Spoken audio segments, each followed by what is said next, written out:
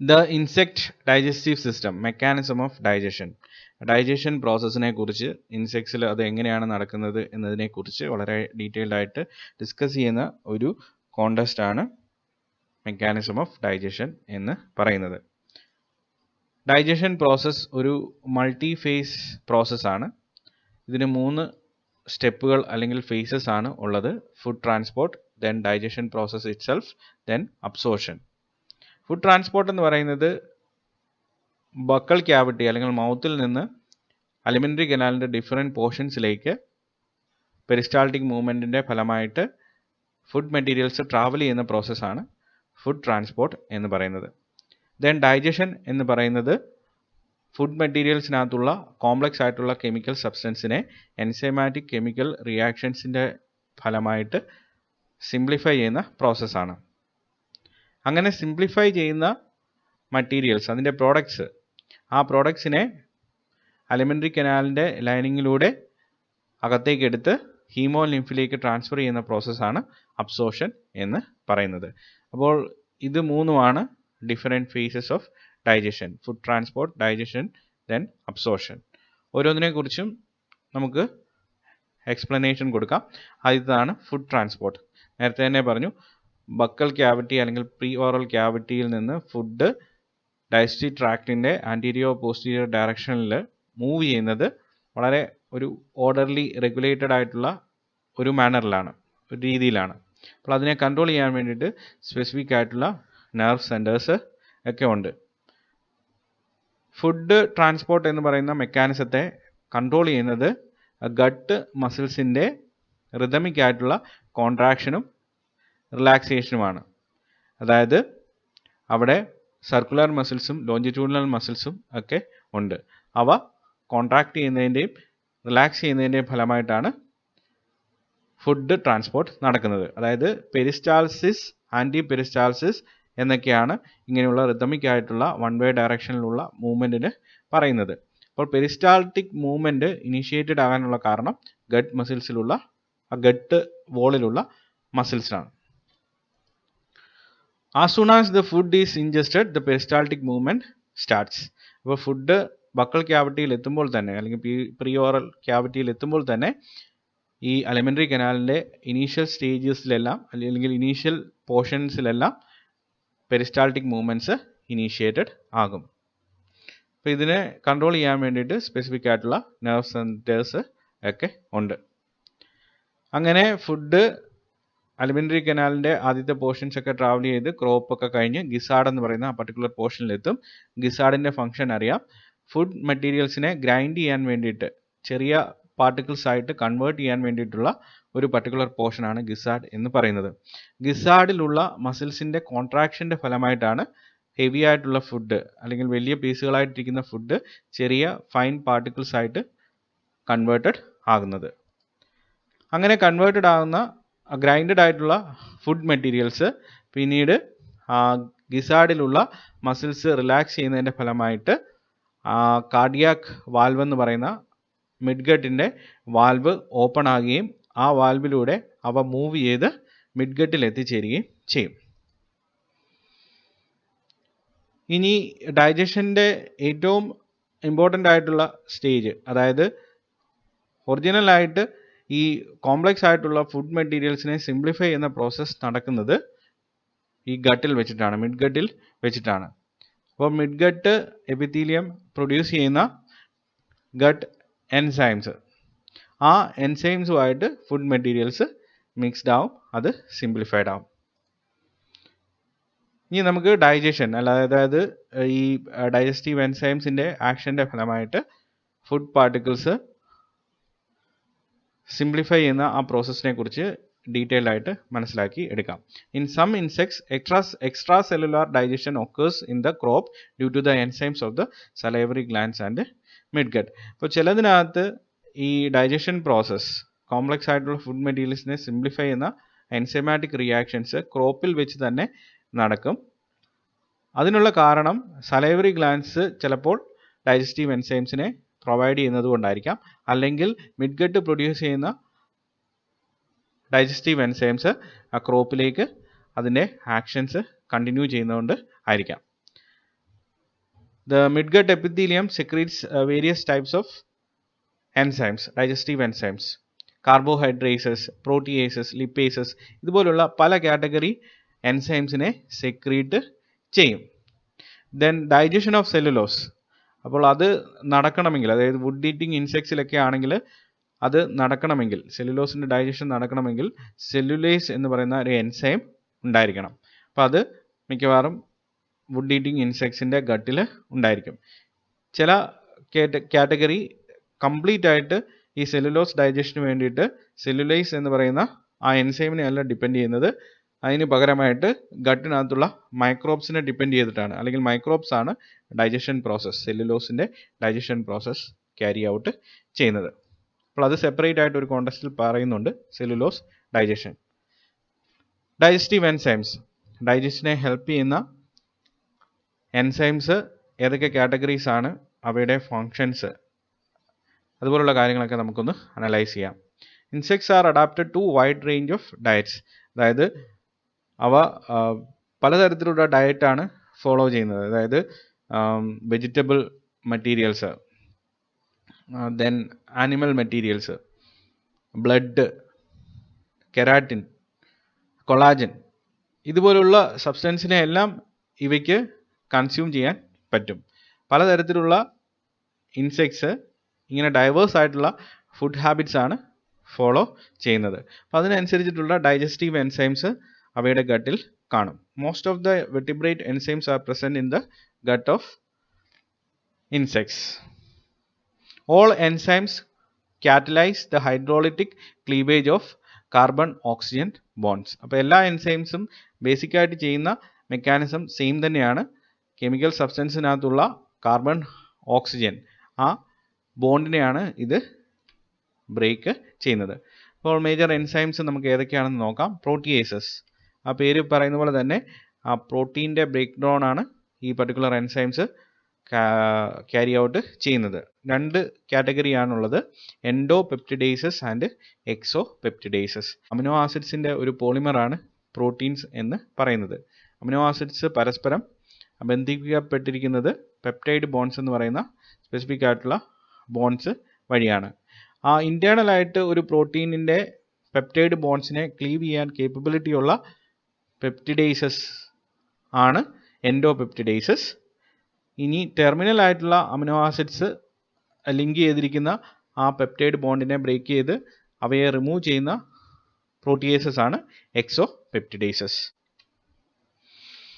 Endo പെപ്റ്റിഡേസസിനെ കുറിച്ച് നമുക്ക് detailed ആയിട്ടുള്ള അക്കൗണ്ട് നോക്കാം. അവയുടെ ക്ലാസിഫിക്കേഷൻ നോക്കാം. 3 ടൈപ്പാണ് വരുന്നത്. സെറീൻ പ്രോട്ടിയേസ്, അപ്പോൾ ഇതിൻ്റെ ആക്റ്റീവ് സെൻറ്റർ എന്ന് പറയുന്നത് ഹിസ്റ്റഡീനും അതുപോലെ തന്നെ സെറീൻ റെസിഡ്യൂസും ആയിരിക്കും.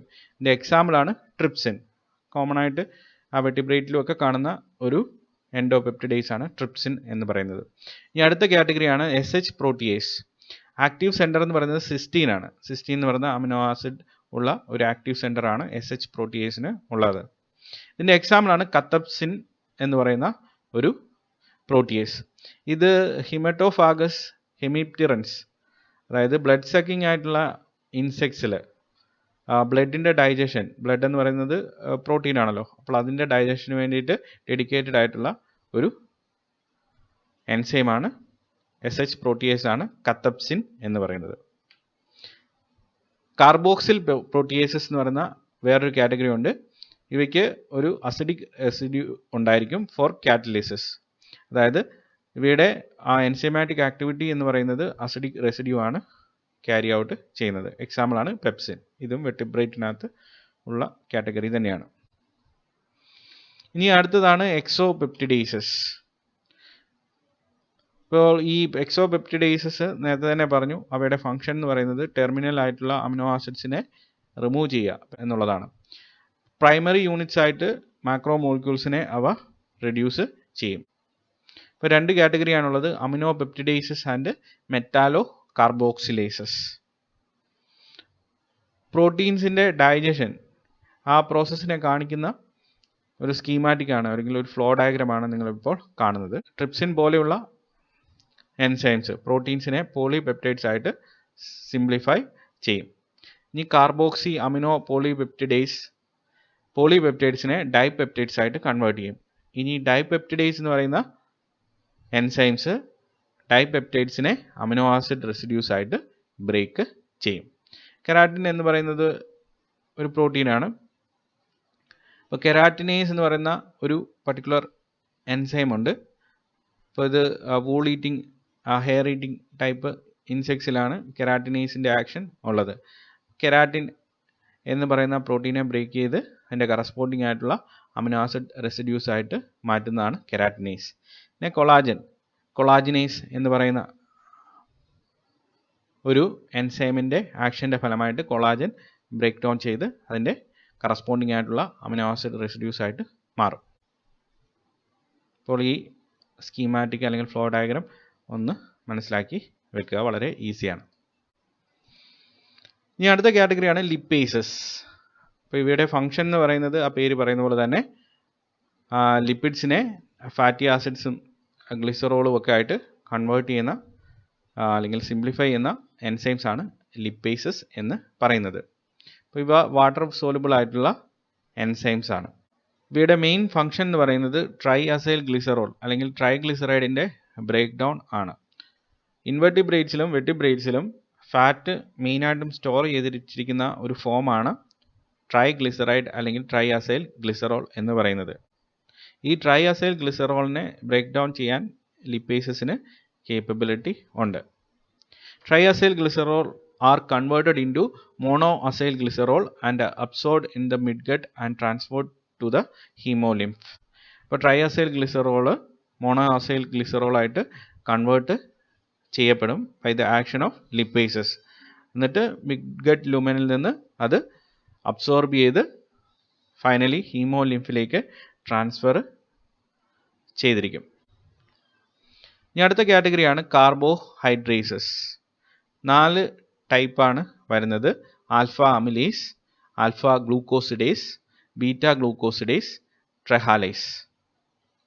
അപ്പോൾ ഇതിൻ്റെ എല്ലാം മെക്കാനിസം ഈ കാർബോഹൈഡ്രേസസ് എന്ന് പറയുന്ന ആ കാറ്റഗറി കാർബോഹൈഡ്രേറ്റിനെ ബ്രേക്ക് ഡൗൺ ചെയ്യുന്ന എൻസൈംസിൻ്റെ ആക്ഷൻ കാണിക്കുന്ന ഒരു സ്കീമാറ്റിക് ആണ്, അല്ലെങ്കിൽ അത് കാണിക്കുന്ന ഒരു ടേബിളാണ് നിങ്ങളിപ്പോൾ കാണുന്നത്. Carbohydrate digestion by കാർബോഹൈഡ്രേസസ്.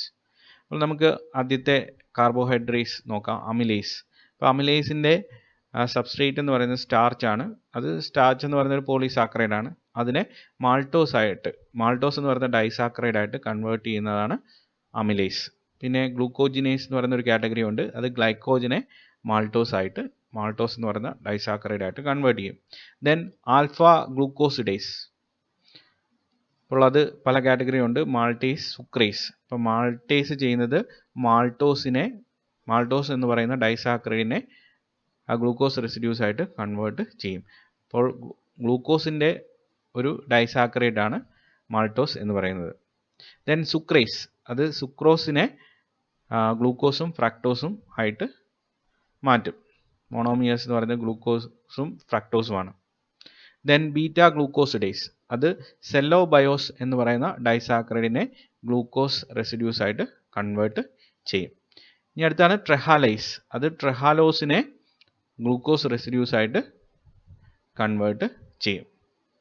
Then alpha galactosidase, മെല്ലിബയോസ് എന്ന് പറയുന്ന ഡൈസാക്കറൈഡിനെ ഗ്ലൂക്കോസും ഗാലക്ടോസുമായിട്ട് സ്പ്ലിറ്റ് ചെയ്യും. ബീറ്റ ഗാലക്ടോസിഡേസ് ലാക്ടേസ്, അത് ലാക്ടോസിനെ ഗ്ലൂക്കോസും ഗാലക്ടോസുമായിട്ട് കൺവേർട്ട് ചെയ്യും. ദെൻ സെല്ലുലേസ്, അത് സെല്ലുലോസ് എന്ന് പറയുന്ന പോളിസാക്കറൈഡിനെ സെല്ലോബയോസ് എന്ന് പറയുന്ന ഡൈസാക്കറൈഡ് ആയിട്ട് കൺവേർട്ട് ചെയ്യും. അപ്പോൾ ഇങ്ങനെയാണ് കാർബോഹൈഡ്രേറ്റ് ഡൈജഷൻ ബൈ കാർബോഹൈഡ്രേസസ് ഇൻസെക്ട്സിൽ സംഭവിക്കുന്നത്. അബ്സോർഷൻ ആൻഡ് അസിമിലേഷൻ, അടുത്ത സ്റ്റെപ്പാണ് അബ്സോർഷൻ. അതായത് ബ്രേക്ക് ചെയ്ത സിംപ്ലിഫൈ ചെയ്ത മെറ്റീരിയൽസ് ലുമനിൽ നിന്ന് അലിമെൻ്ററി കനാലിലൂടെ അബ്സോർബ് ചെയ്ത് ഹീമോലിംഫിലേക്ക് ട്രാൻസ്ഫർ ചെയ്യുന്ന process. The midgut is the major portion involved in absorption or assimilation. ഹൈൻഗട്ടിൻ്റെ ആദ്യത്തെ പോർഷൻ, ആ പോർഷനിലും ചിലപ്പോൾ ഒരു പാർഷ്യൽ ആയിട്ടുള്ള അബ്സോർഷൻ നടക്കാറ് ഉണ്ട്. പക്ഷേ ഏറ്റവും കൂടുതൽ അബ്സോർഷൻ നടക്കുന്നത് അല്ലെങ്കിൽ അതിനുവേണ്ടി ഡെഡിക്കേറ്റഡ് ആയിട്ടുള്ള ഒരു അലിമെൻ്ററി കനാലിൻ്റെ പോർഷൻ എന്ന് പറയുന്നത് മിഡ്ഗട്ട് റീജിയൻ ആണ്. ഫാഗോസൈറ്റോസിസ് എന്ന് പറയുന്ന പ്രോസസ്സ് ഇല്ലാതെ തന്നെയാണ് അബ്സോർഷൻ നടക്കുന്നത്. അപ്പോൾ വേറെ പലതരത്തിലുള്ള മെക്കാനിസംസ് ഉപയോഗിച്ചിട്ടായിരിക്കും, അതായത് സിമ്പിൾ ഡിഫ്യൂഷനും ഫെസിലിറ്റേറ്റഡ് ഡിഫ്യൂഷനും പോലെയുള്ള മെക്കാനിസംസ് ഉപയോഗിച്ചിട്ടാണ് ഈ പ്രോസസ്സ് നടക്കുന്നത്. അപ്പോൾ ആക്റ്റീവായിട്ടുള്ള പ്രോസസ്സുകളുമുണ്ട്, അതായത് എനർജി എക്സ്പെൻഡിച്ചർ വേണ്ട രീതിയിലുള്ള ട്രാൻസ്ഫർ പ്രോസസ്സ്. ദെൻ പാസീവായിട്ടുള്ള എനർജി എക്സ്പെൻഡിച്ചർ ആവശ്യമില്ലാത്ത തരത്തിലുള്ള ഡിഫ്യൂഷൻ പോലെയുള്ള കോൺസെൻട്രേഷൻ ഗ്രേഡിയൻറ്റിനനുസരിച്ചിട്ടുള്ള ഡിഫ്യൂഷൻ പോലെയുള്ള പ്രോസസ്സും നടക്കുന്നുണ്ട്. Passive transport or simple diffusion, ഇത് കെമിക്കൽ ഗ്രേഡിയൻറ്റിനെ ബേസ് ചെയ്തിട്ടാണ്, അതായത് ഹൈ കോൺസെൻട്രേഷൻ സൈഡിൽ നിന്ന് ലോ കോൺസെൻട്രേഷൻ സൈഡിലേക്ക് മറ്റീരിയൽസ് മൂവ് ചെയ്യുന്ന process. The substances are transported through aqueous pore or pore channels of the midgut membrane or through tight junctions. അപ്പോൾ ഇങ്ങനെ transferred ആവുന്നത് ഇലക്ട്രോലൈറ്റ്സ്, വാട്ടർ, ക്ലോറൈഡ്, ദെൻ ഹെക്സോസസ് ഇതുപോലുള്ള ഷുഗേഴ്സ് ഒക്കെയാണ്. Then facilitated diffusion or active transport. അപ്പോൾ ഇവിടെ നേരത്തെ തന്നെ പറഞ്ഞു, സെല്ലുലാർ എനർജി ആവശ്യമുണ്ട്, ATP യൂട്ടിലൈസേഷൻ ആവശ്യമാണ്. Facilitates the uptake of amino acids, then magnesium, calcium and sodium potassium exchange pump, അത് ഈ ഫെസിലിറ്റേറ്റഡ് ഡിഫ്യൂഷൻ അല്ലെങ്കിൽ ആക്റ്റീവ് ട്രാൻസ്പോർട്ടിന് ഒരു എക്സാമ്പിൾ ആണ്. Absorption of carbohydrates, proteins and lipids, ഇതെല്ലാം കാണിക്കുന്ന ഒരു സ്കീമാറ്റിക്കാണ് നിങ്ങളിവിടെ കാണുന്നത്. ഇവിടെ നോക്കുവാണെങ്കിൽ അതിൻ്റെ സൈറ്റ് കൊടുത്തിട്ടുണ്ട്. ഓരോ സൈറ്റിലും കോംപ്ലക്സ് ആയിട്ടുള്ള മറ്റീരിയൽസ് ഏതൊക്കെ പ്രോഡക്റ്റ്സ് ആയിട്ടാണ് കൺവേർട്ടഡ് ആകുന്നത്. മിഡ്ഗട്ട് ലൂമൻ ഉണ്ട്, മിഡ്ഗട്ട് എപ്പിത്തീലിയം ഉണ്ട്, ദെൻ ഹീമോലിംഫ്. അപ്പോൾ നമുക്ക് നോക്കുകയാണെങ്കിൽ മിഡ്ഗട്ട് ലൂമനിൽ പോളിസാക്കറൈഡ്സിനെ ഡൈസാക്കറൈഡ്സ് ആയിട്ട് കൺവേർട്ട് ചെയ്യും. അപ്പോൾ അങ്ങനെ ഡൈസാക്കറൈഡ്സ് പിന്നീട് മോണോസാക്കറൈഡ്സ് ആയിട്ട് കൺവേർട്ട് ചെയ്ത് അത് മിഡ്ഗട്ട് എപ്പിത്തീലിയത്തെ ഇതിനകത്തേക്ക് അല്ലെങ്കിൽ അബ്സോർഡ് ആവും, അല്ലെങ്കിൽ ഗ്ലൂക്കോസ് പോലെയുള്ള ഹെക്സോസസ് മോണോസാക്കറൈഡ്സ് ഈ മിഡ്ഗട്ട് എപ്പിത്തീലിയത്തിലേക്ക് അബ്സോർഡ് ആവും. അത് പിന്നീട് ഹീമോലിംഫിലേക്ക് ട്രാൻസ്ഫേർഡ് ആവും. പിന്നെ അതിൽ നിന്ന് ട്രെഹലോസ് പോലെയുള്ള സബ്സ്റ്റൻസ് ഒക്കെ സിന്തസൈസ് ചെയ്യപ്പെടും. ഇനി പ്രോട്ടീൻസിനെ നമ്മൾ നോക്കുകയാണെങ്കിൽ പ്രോട്ടീൻസ് പെപ്റ്റോൺസ് ആയിട്ട് മിഡ്ഗട്ട് ലൂമനിൽ കൺവേർട്ടഡ് ആവും. പെപ്റ്റോൺസ് പിന്നീട് പോളിപെപ്റ്റൈഡ്സ് ആയിട്ട് കൺവേർട്ടഡ് ആവും. പിന്നീട് പോളിപെപ്റ്റൈഡ്സ് മിഡ്ഗട്ട് എപ്പിത്തീലിയത്തിലേക്ക് എത്തുമ്പോഴേക്കിന് ഡൈപെപ്റ്റൈഡ്സ് ആയിട്ട് മാറും. ഇവിടെ വെച്ച് തന്നെ ഡൈപെപ്റ്റൈഡ്സ് ഇൻഡിവിജ്വൽ അമിനോ ആസിഡ് റെസിഡ്യൂസ് ആയിട്ട് കൺവേർട്ടഡ് ആവും. ഈ അമിനോ ആസിഡ്സ് ആണ് ഹീമോലിംഫിലേക്ക് ട്രാൻസ്ഫേർഡ് ആവുന്നത്. ഈ അമിനോ ആസിഡ്സ് ഉപയോഗിച്ചിട്ട് പലതരത്തിലുള്ള പ്രോട്ടീൻസ് സിന്തസൈസ് ചെയ്യപ്പെടും. ഈ ലിപ്പിഡ്സിൻ്റെ ഡൈജഷൻ പ്രോസസ്സ് കുറച്ച് കോംപ്ലിക്കേറ്റഡ് ആണ്. ട്രൈഗ്ലിസറൈഡ്സ് ആണ് മേജർ ആയിട്ടുള്ള ലിപ്പിഡ് കോമ്പോണൻറ്റ് എന്ന് പറഞ്ഞിട്ടുണ്ടായിരുന്നു. അപ്പോൾ അത് വെർട്ടിബ്രേറ്റിനകത്തും അതുപോലെ തന്നെ ഇൻവെർട്ടിബ്രേറ്റ്സ് ആയിട്ടുള്ള ഇൻസെക്ട്സിലും ഒരേപോലെ തന്നെയാണ് വരുന്നത്. മേജർ ആയിട്ടുള്ള ഫാറ്റ് എന്ന് പറയുന്നത് ട്രൈഗ്ലിസറൈഡ്സ് ആണ്. അപ്പോൾ ട്രൈഗ്ലിസറൈഡ്സ് ഒരു പാത്വേയിലൂടെ ഡൈഗ്ലിസറൈഡ്സ് ആയിട്ട് കൺവേർട്ടഡ് ആവുന്നു.